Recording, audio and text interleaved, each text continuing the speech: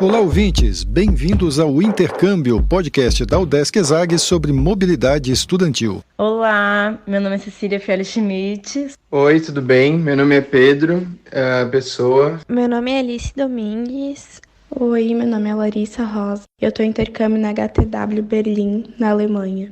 E eu fui fazer intercâmbio na Universidade de Coimbra, em Portugal. Fui agora esse semestre fazer intercâmbio na Universidade de Sevilha, em Sevilha, Espanha. E eu escolhi a Irlanda para fazer meu intercâmbio, mais especificamente na Universidade de Limerick.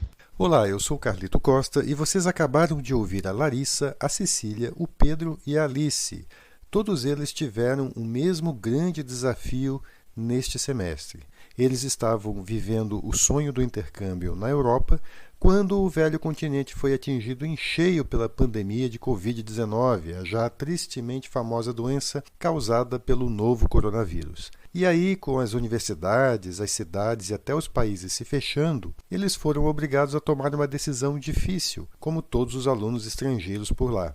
Esperar para ver ou interromper o sonho e voltar logo ao Brasil? Neste episódio especial do podcast Intercâmbio, eles contam suas histórias e mostram que as adversidades também podem ser um bom aprendizado. Vem com a gente!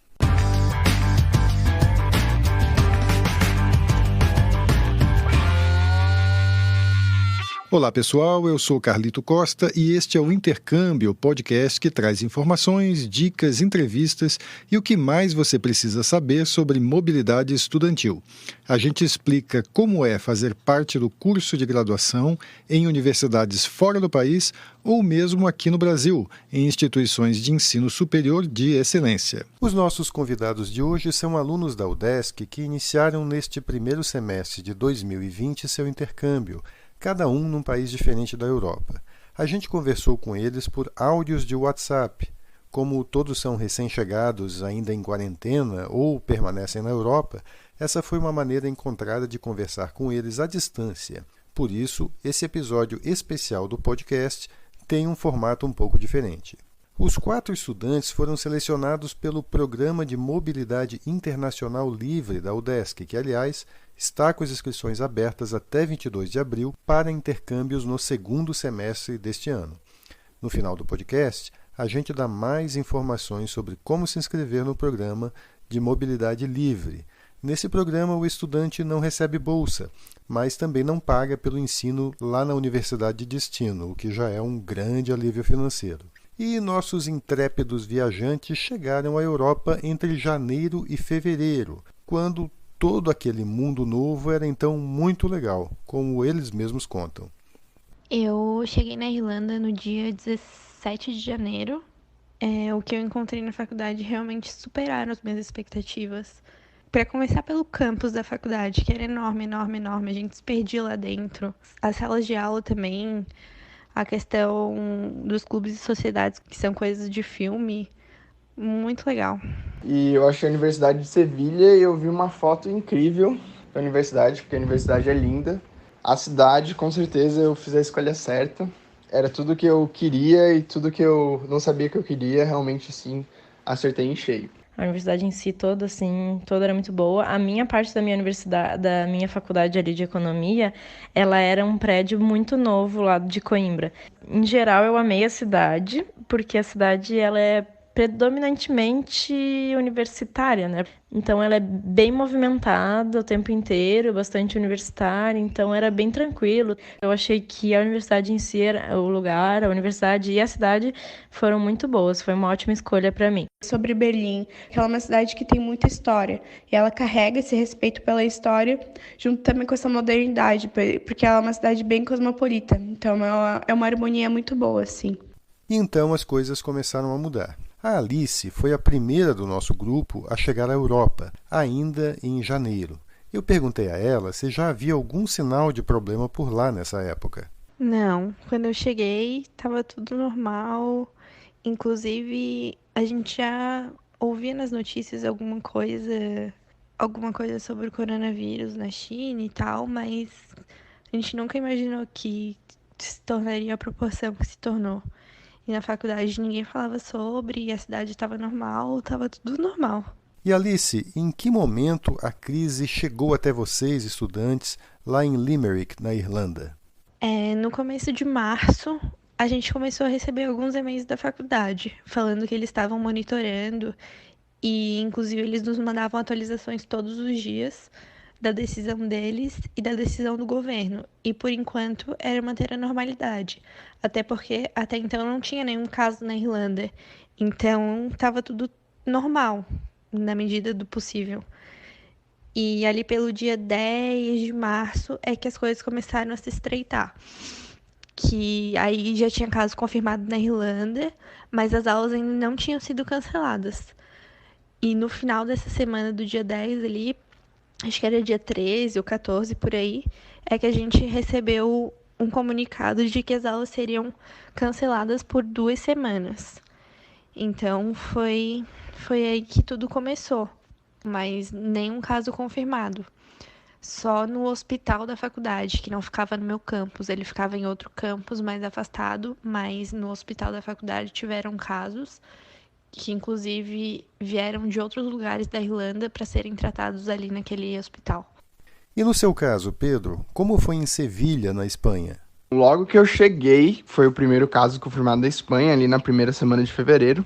Então, teve a primeira confirmação de um caso ali em Sevilha, né, na cidade. Então, as pessoas começaram a ficar mais preocupadas. Eu lembro de ter chegado em casa um dia e a minha colega super assustada falando, nossa, já tá com 400 casos na Espanha.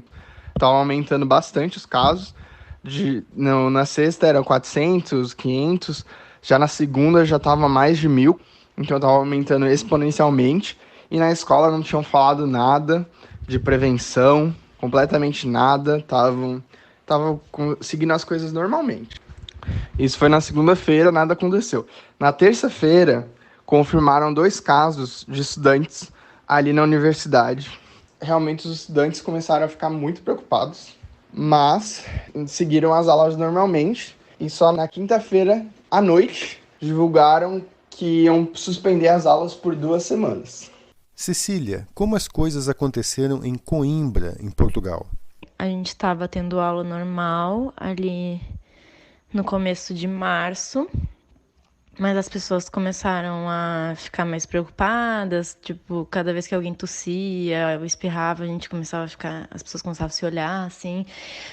Na segunda semana ali de março, a minha professora falou, pessoal, eu não sei como é que vai ser nas próximas semanas, eu vou acabar entrando em contato com vocês para informar vocês se a gente vai ter a palestra na próxima aula e tudo mais.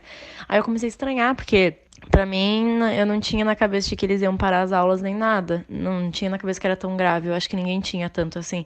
Só que daí começaram as notícias de que algum aluno da Universidade de Coimbra já tinha pego e tal. A gente ficou bem assustado e, de repente, foi quando todo mundo começou a receber e-mail da universidade falando que foram canceladas as aulas presenciais. E, finalmente, vamos saber da Larissa, que ainda está em Berlim, na Alemanha, como as coisas estão por lá. O semestre aqui na HTW ele começa um pouquinho depois do que as outras universidades da Europa. Ele começa na metade de março, então, com 2 semanas de curso intensivo de alemão. E o semestre, de fato, as aulas só começam no começo de abril, logo ali na primeira semana. E eu cheguei no início da semana e logo ali para o fim da semana já foi tido o decreto por conta do coronavírus de alguns estabelecimentos, restaurantes, bares estarem fechando e da contenção das pessoas em casa. Agora a gente ia ter esses 2 semanas iniciais, que nem eu comentei, de curso intensivo de alemão, e elas foram agora transferidas para ser online, junto também com ia ter algumas atividades de integração dos alunos que estavam chegando agora, de intercâmbio, visitas pela cidade, tudo isso junto à universidade, que não aconteceram. E na Alemanha como um todo, todas as aulas foram suspensas até o dia 20 de abril. Em primeira instância. Então, a nossa aula mesmo, que começaria relacionada às matérias da faculdade ali no início de abril, ela foi adiada até o dia 20. E agora a gente vai saber então como essas histórias terminam ou continuam. Começando pela Alice, que voltou da Irlanda. Quando eu recebi o e-mail de que as aulas ficariam suspensas por 2 semanas, a minha decisão inicial era ficar e esperar e ver como que as coisas iriam ficar. Mas passaram, 2, 3 dias, as coisas começaram a piorar. O pessoal correndo pro mercado, o número de casos aumentando absurdamente, algumas fronteiras começaram a fechar. E aí foi aí que eu percebi que eu devia retornar, com medo de ficar presa lá por sabe-se sei lá quanto tempo. E o semestre já acaba em maio. Então, e as aulas mesmo acabam metade de abril por aí. Então não valia a pena eu ficar lá sem aula, tendo aula online, e essa foi a minha decisão. E é muito triste de ter acabado mais cedo. Fiquei com um gostinho de quero mais, de que queria me desenvolver mais, de que queria aprender mais, queria treinar mais o meu inglês. Mas com certeza esses 2 meses que eu fiquei lá valeram muito a pena e eu realmente consegui aprender muito. Bacana o depoimento da Alice. E você, Cecília, como terminou a história em Portugal? Então, é bem ruim de falar sobre isso, mas vamos lá. Eu fiquei bem decepcionada e triste ao mesmo tempo com tudo que aconteceu, porque se eu for ver, eu só fiquei 1 mês no intercâmbio, né? O que era para ser 6 meses tornou-se apenas 1 mês. Além de tudo que aconteceu aqui, né? Que eu não queria ficar longe da minha família nesse momento. Foi o que mais me pesou para mim foi isso, mas também porque eu não estava fazendo intercâmbio, eu não queria ficar gastando um dinheiro que não é assim fácil, né? De ter para ficar tendo aula online. Então eu acabei voltando e continuei as aulas aqui no Brasil, só que daí no momento eu comecei a ficar meio decepcionada, porque as minhas aulas não estavam sendo boas. E acabei optando por não terminar o curso e voltar agora para o UDESC. Mas isso tudo que aconteceu. Eu estava bem triste, mas também eu botei na minha cabeça que isso é uma coisa que não aconteceu só pra mim. Então eu tenho que seguir em frente, a vida continua, mas eu não vou desistir também de fazer o intercâmbio completo. Então ainda temos muito tempo pela frente. Agora é o Pedro que conta como foi o retorno dele. O que aconteceu foi que quinta-feira de manhã, meus pais, na verdade, me ligaram e perguntaram se eu queria voltar. Porque eles falaram assim, filho, a situação aí tá feia, aí tá pra ficar que nem a Itália. Agora, hoje em dia, está pior ainda, né? E a gente acha que não adianta você ficar aí. Qualquer coisa, se melhorar a situação, você volta. E foi essa uma decisão que eu e a minha família tomamos de voltar. Eu era, na verdade, até para ter viajado mais tarde, né? Porque eu decidi na quinta que eu ia embora e meu pai comprou passagem para sábado, mas eu acabei indo na sexta. Eu fui por Portugal e eu resolvi ir de ônibus, porque eu não sabia se a fronteira da Espanha ia fechar. Iam assinar o estado de alerta nacional e poderiam fechar a fronteira para sair do país. Eu não sabia como é que ia essa situação. Eu achei melhor realmente garantir a minha saída e ir pela fronteira de Portugal. Fui de ônibus de madrugada, mas foi basicamente isso. A Larissa, que diferente dos colegas resolveu ficar lá na Europa, na Alemanha, explica por que tomou essa decisão e como as coisas estão por lá. Eu cogitei sim a possibilidade de voltar, mas decidi que era melhor esperar então, porque todos os decretos que a Alemanha está tendo sobre a pandemia, elas estão tendo data no máximo ali no dia 20 de abril, que nem comentei antes. Então, eu vou considerar mais fortemente a possibilidade de voltar depois que expirarem essas datas desses decretos. Mas, por enquanto, a gente ainda espera que as coisas normalizem antes do fim do semestre. Então, eu acredito que a relação da Alemanha frente a essa pandemia, ela está sendo bem particular, porque, embora seja um dos países com maior número de casos e contágios, é um dos países com menor número de morte proporcional. Então, assim, acho que esse é um dos motivos que as pessoas não estão tão apreensivas na rua. Mas, claro, assim, se vê muita apreensão nas ruas e no mercado, assim, já tem algumas coisas faltando. Mas, comparado aos países vizinhos daqui, acredito que seja onde as coisas estão mais amenas. Mas todo mundo aqui ainda acha que as coisas vão melhorar, mas para o fim de abril, entre metade e fim de abril. Que bom, Larissa, que as coisas estão sob controle por aí. Nós todos esperamos que dê tudo certo e você consiga fazer bem seu intercâmbio. Mas mesmo para quem teve os planos frustrados, como seus colegas, sempre há algo de bom para se tirar de uma experiência como essa. Por isso eu quero encerrar o episódio com uma mensagem do Pedro, que passou todo aquele perrengue, teve que praticamente fugir da Espanha, onde a pandemia está pegando pesado na Europa. Ouça o que ele disse. Bom, o que eu mais levo dessa experiência foi realmente a conexão que eu fiz com algumas pessoas. Eu acho que o intercâmbio é um momento para você fazer isso, se conectar com outras culturas, com outras experiências, com outras visões de vida. E eu acho isso a melhor forma de crescer como pessoa, é estar aberto para essas possibilidades e sempre dizer sim para todas as experiências novas, sabe? E com essa mensagem do Pedro, a gente encerra o episódio de hoje. Nós conversamos com 4 alunos da UDESC que foram surpreendidos pela epidemia enquanto faziam intercâmbio na Europa. Ouvimos a história da Alice Domingues, que foi para Limerick, na Irlanda, a Cecília Schmidt, que esteve em Coimbra, Portugal, o Pedro Pessoa, que voltou de Sevilha, da Espanha, e a Larissa Rosa, que continua seu intercâmbio em Berlim, na Alemanha.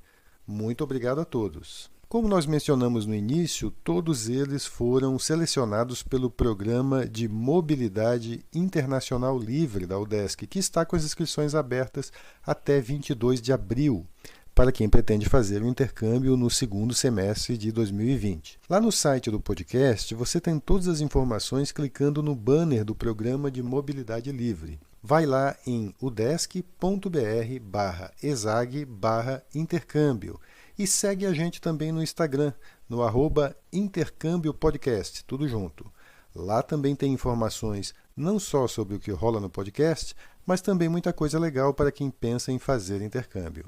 E também dá para falar com a gente. Repetindo, o Instagram é o Intercâmbio Podcast. Segue a gente.